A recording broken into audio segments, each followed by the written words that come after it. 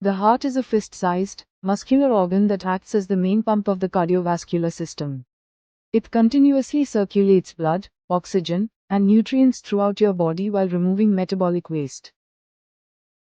The kidneys are two bean-shaped organs, each about the size of a fist, located just below the rib cage on either side of the spine.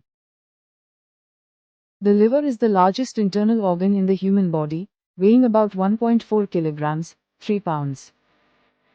The stomach is a muscular, hollow organ in the upper abdomen.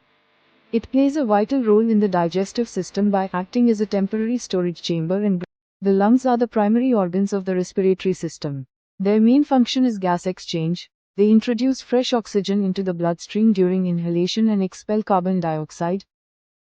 The brain is the command center of the central nervous system, weighing about 1.4 kilograms, 3 pounds, in humans. The intestine is a winding, muscular tube that extends from the stomach to the anus, primarily responsible for digesting food, absorbing nutrients,